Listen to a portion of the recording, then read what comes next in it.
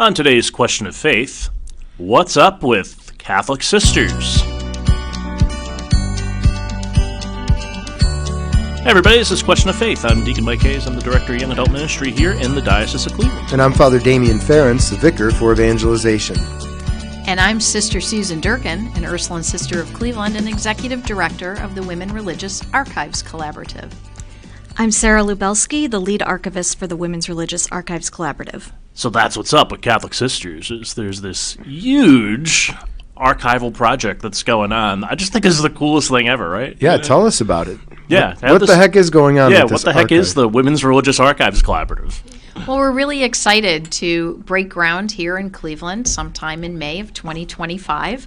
To date, we have 41 congregations across the United States and Canada that want to bring their historical and currently, being made collections here to Cleveland in a space that will not only be open for research, but for dialogue, for presentations, for an exhibit, so that future generations, current and future generations, can learn about the vocation of Catholic sisters, but also the tremendous body of work that Catholic sisters have been engaged in since they came to the United States in 1727.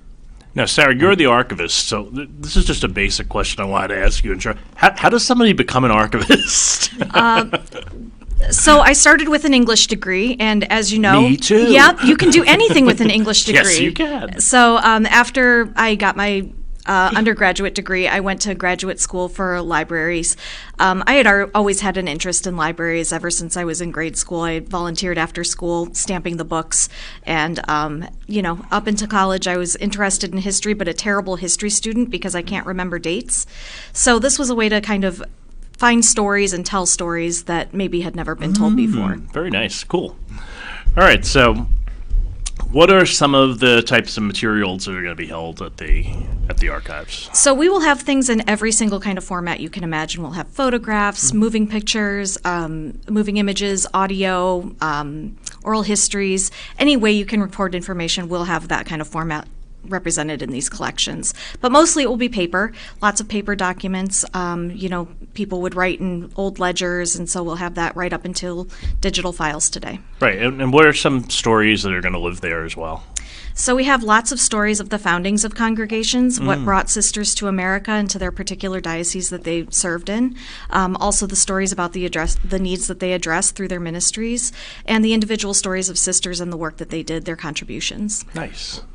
Sister, you said that you're going to break ground soon. Where is that particular ground, and what is the structure going to look like?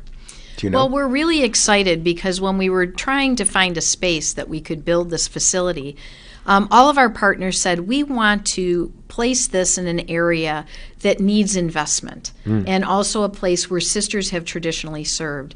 And so we're very excited that we were able to purchase some property from the Sisters of Charity of St. Augustine. And so we will be located down by the old St. Vincent Charity Hospital nice. on the corner of East 22nd and Community College Avenue. Very cool. So it's really nice because we can make an investment in that historic central neighborhood and be in a place where the Sisters of Charity of St. Augustine have served since 1865, which is really exciting. The building itself is going to be a 2-story facility. A portion of the building, which will be about 32,000 square feet, will have a vault that will be temperature and humidification controlled for all of these documents that Sarah referenced. But the front part of the building is really going to be the public space. We'll have a multi-purpose room where people can come and hear about the research and these tremendous stories of the sisters. We'll have spaces for conferences, but the real jewel in our facility is going to be an exhibit space. So if anybody that's listening was at the Maltz Museum in 2010 for the Women in Spirit, I was there. Great, for the Women in Spirit exhibition there, it's going to be like that. It's going to reference the contributions of sisters. It's going to talk about the life of sisters, the vows we take, the different types of religious life, the ministries, how we live together.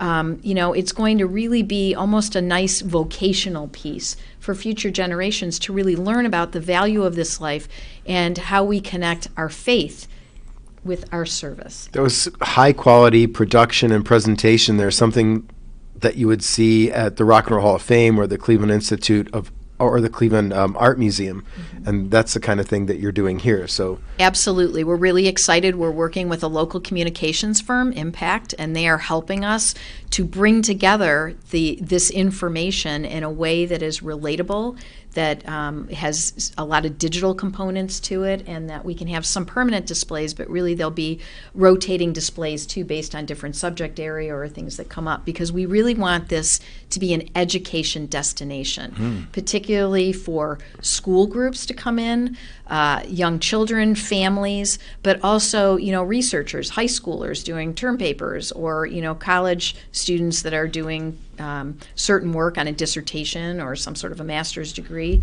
And then we also have the ideas around preservation, historical preservation, digitization, all of those things that will be a draw for a very rigorous intern program, and just like some robust conversations around how do we look at this evolution, that the problems continue, that we face as a society, but as a church, how have we addressed those, and how will we continue to do that? So this space of inspiration, I think, is clearly a need that we have today in our society. Yeah. Sister, how do you get involved in this project? Is this something you were asked to do? Or is this personal interest of yours? Or, how did it come to land on you to be the executive director of this?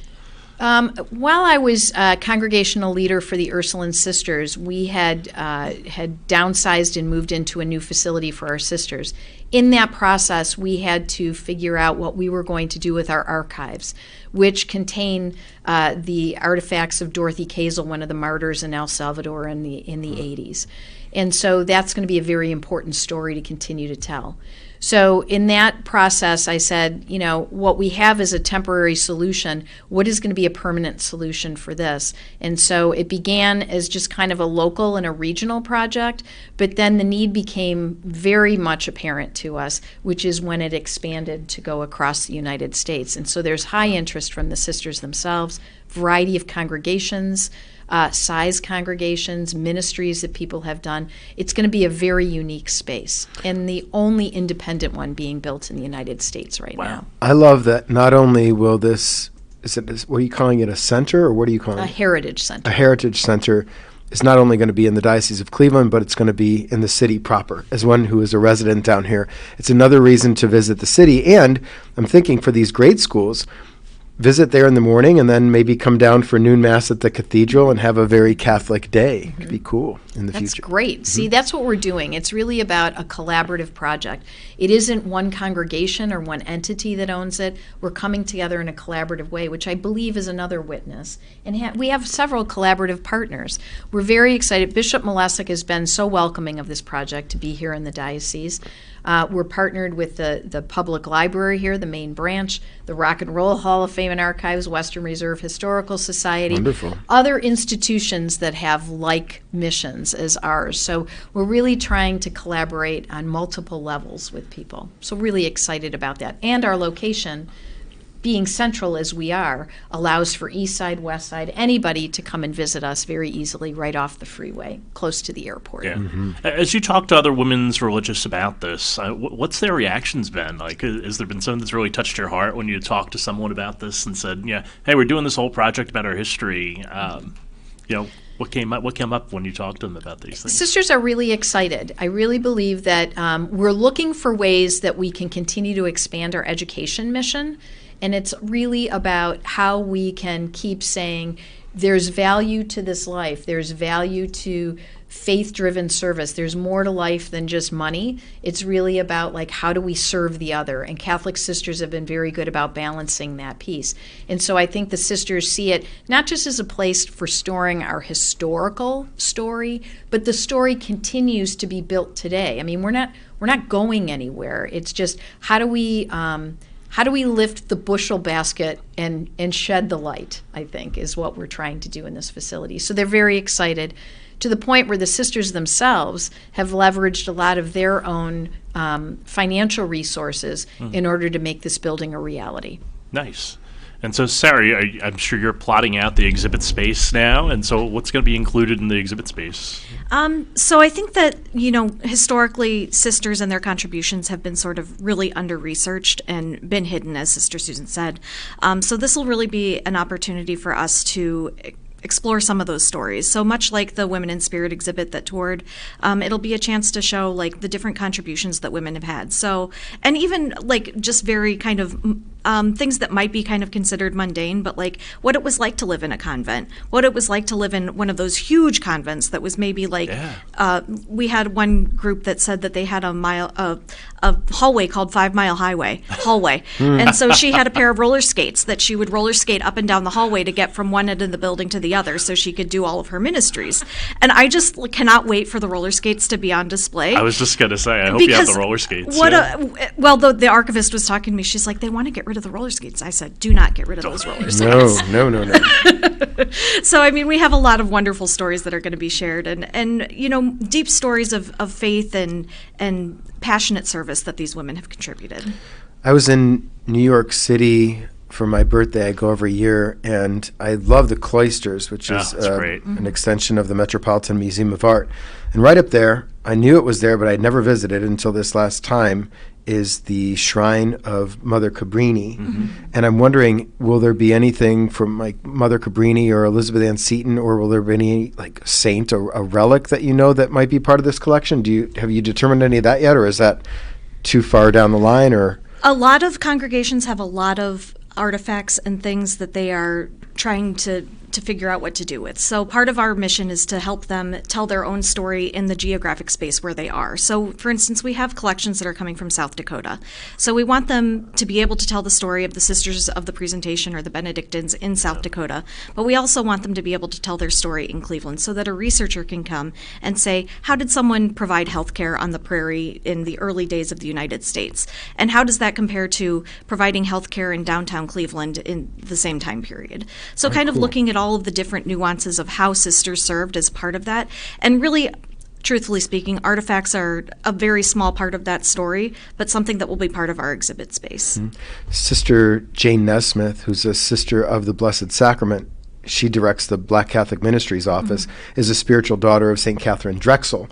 And I know her community did some downsizing. They moved from where they were, and they moved Catherine's body to the Cathedral of Philadelphia. Now more people have access to it, and I'm thinking there is a buzz. Although you say it's silent and quiet and a secret, there's certainly interest in this sort of thing. For sure. Yeah. And I think that this is really an opportunity to give some visibility to these collections that have never been seen before. I mean, you really have to know that they exist in order to be able to research them.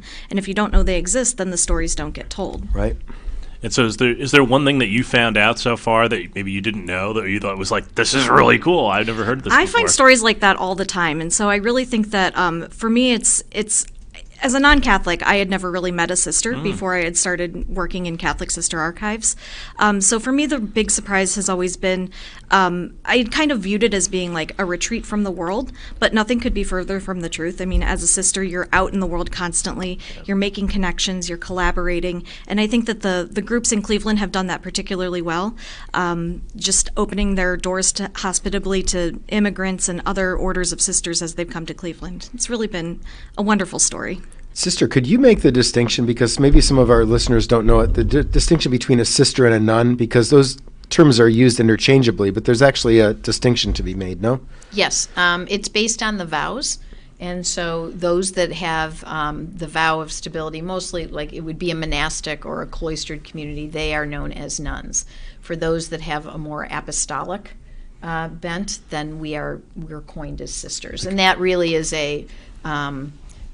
Rome has, kind of made that has distinguished that term for us. So Ursulines, Notre Dame, CSJs, My Incarnate Word, sisters. We're all and then sisters, like the Poor correct. Clares would be nuns. They're Yes. sister so-and-so, but they're also nuns. Nuns, correct. Yes. That's helpful. And a lot of people say, oh, okay, that makes sense. I just want to touch back a little bit, too, on what Sarah said about Cleveland. We really do have a unique situation here that most people across the country do not have.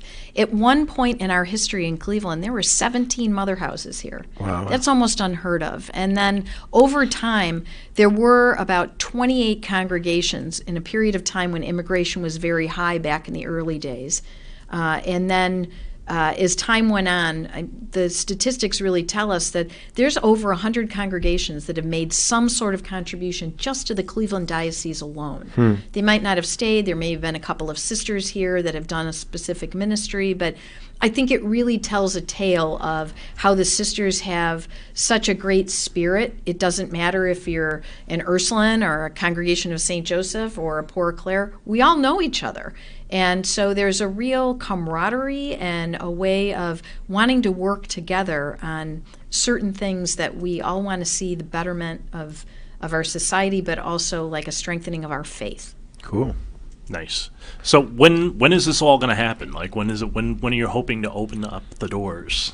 Well, we're hoping to open the doors if all proceeds according to plan, and you always wait on cities and permits. We're hoping that the facility itself will open for us to begin working in there in December of 2026.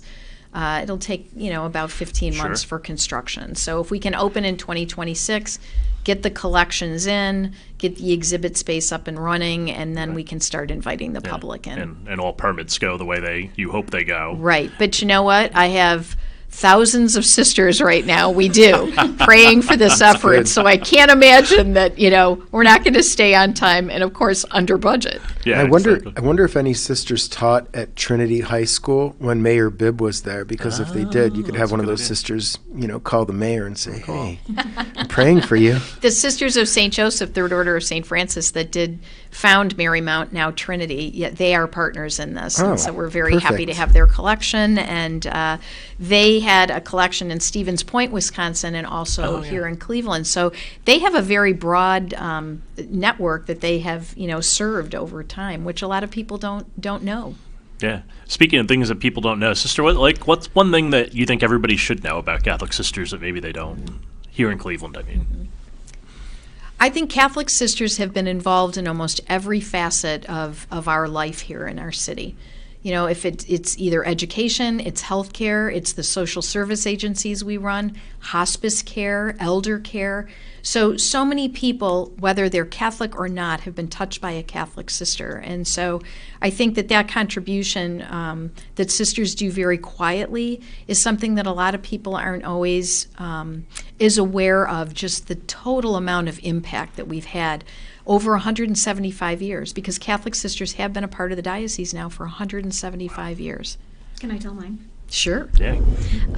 When I was working, I previously worked with the Congregation of St. Joseph, and one of my jobs in their archives was cataloging the books. And so as I was cataloging books written by their sisters, I found my phonics workbook that I remembered from second grade. And it was written by one of the Congregation of St. Joseph sisters, and it has like a green plaid cover, and I remember it vividly from my school days because it was one of the first workbooks I ever had. And as an English major, that made a big impression. I'll bet, yeah. Now, Sister, when you were speaking, you mentioned hospice, and that made me think that the foundress of the modern hospice was actually Rose Hawthorne, whose dad was Nathaniel Hawthorne, the guy who wrote the Scarlet Letter. Nice. And I know this because the Hawthorne Dominican Sisters used to have a home here in Cleveland, actually in Parma.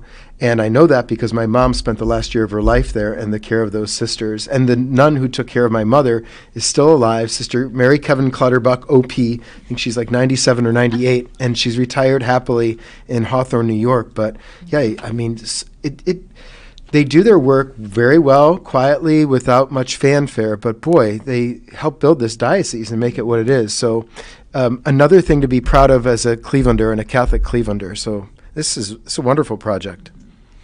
The other thing that comes to my mind, too, is it's a former very successful city leader here in Cleveland. At one point had approached me and said, you know what, I give to the sisters because the sisters taught me to read. If I did not know how to read, I never would have been the success that I am today. They were the formational people in my life. They were there. His family had some hardships early on, and so the sisters were always the one constant in his life. And so from that point on, he said, I owe everything to the sisters. And so I think that sentiment is out there for so many people who have found their niche and found their place in our world and have continued to go on to do good things as a result of their contact with so many of the sisters across the country. Yeah. Where can we find you online if we want? Are there things to look at already that you're putting up online? We have at a this great point? website, and we Yeah. invite you to visit us. So that's archives with an S, collaborative.org. And we also have a Facebook page, so please follow us on Facebook and Instagram. So we hope you'll follow us on those as well. Awesome. Father, confession's good for the soul, so put your stole on for a second. So last week on this program, I was remiss in putting our scripts out for our sponsor, Briefcase Marketing. So the good news here is I talked to our buddy Dan first, told him that we'd give him a make good, 1 week past his contract, and then he renewed his contract for the rest of the year. So that's how good of a guy Dan First is a Briefcase Marketing. Do you folks know about Briefcase Marketing at all, or? I don't, but I'm really excited to hear about them. Yeah, so what they'll do is they'll make sure that your website doesn't have like scattered messaging or look old or anything like that. Yes, Briefcase Marketing creates marketing for your church or church-based ministry that inspires action and delivers results. They will clarify your message to attract the right audience. They'll streamline your website to convert visitors into customers, donors, volunteers, parishioners, whatever you need.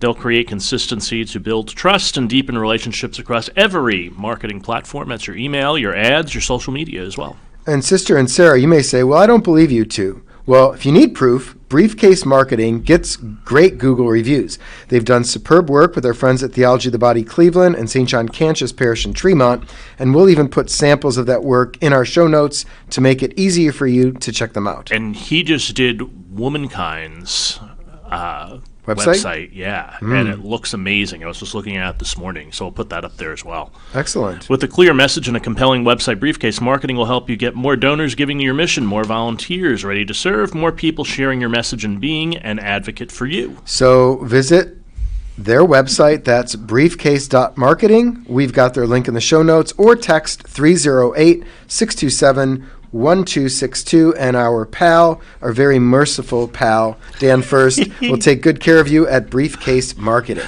Dan is not an idiot, but I am. So there we go.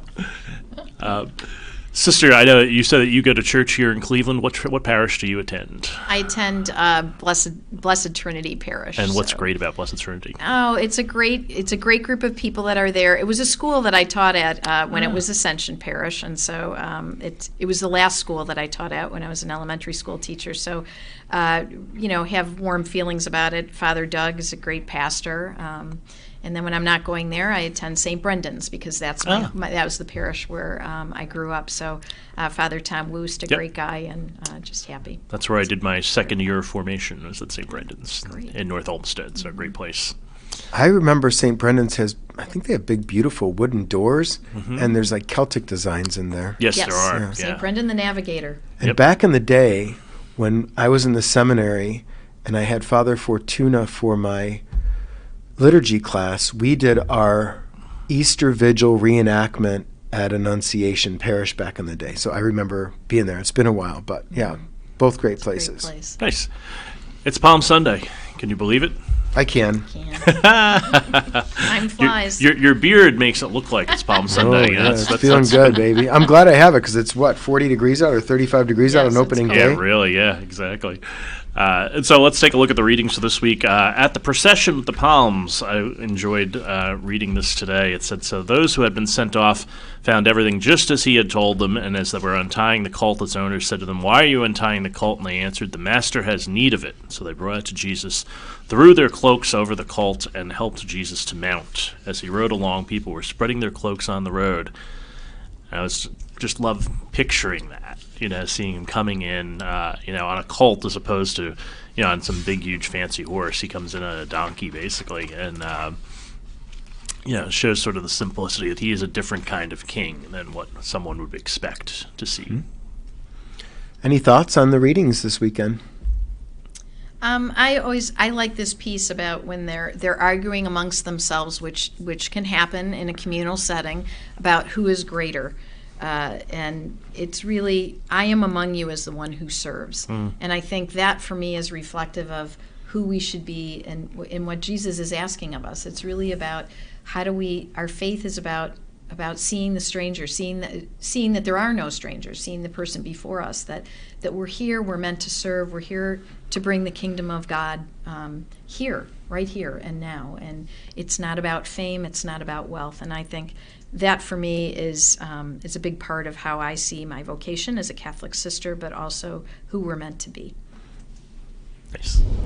Going along with that, I really like the line where it says Jesus took his place at the table with the apostles. And that kind of reminds me of our project, because we're asking people to see themselves in the lives of the sisters, see how the sisters serve them, and really reflect on what the role of spirituality has been in your everyday life and how you serve your God or the people around you in community. And we haven't mentioned it yet, but today is April 8th. It's the 1-year anniversary of the solar eclipse. Totality, I love the eclipse so much. And, he cannot stop talking about this. No, I sent all my friends a text today with pictures from it. We've been going back and forth. But what I loved about the eclipse so much was it was a theological day for me, because it was totality, completeness, and John 3:16, God so loved the world that he gave us his only son, not a part or not most, but all of him. And then Jesus in the Eucharist and on the cross gives, this is my body given for you, not a little bit of it or not most of it, but all of it. And that so God's love for us is complete emptying of self, and what he wants back from us is the complete gift of ourself, again, in service and love and acts of charity and acts of justice. And so this is it. Like, the Lord gives us the model for how to make ourselves a gift, and then we return ourselves as a gift back. So, it comes back to the eclipse often for me. It's true. Anyway. Or it comes back to kenotic love often, and the eclipse reminded me of that. That's a better way of putting it. Well, Sister Susan Durkin and Sarah Lubelski, thanks for your complete gift, not only being here today, but the gift that you're going to give this entire diocese with the gift of this Women Religious Archives Collaborative that's coming up soon.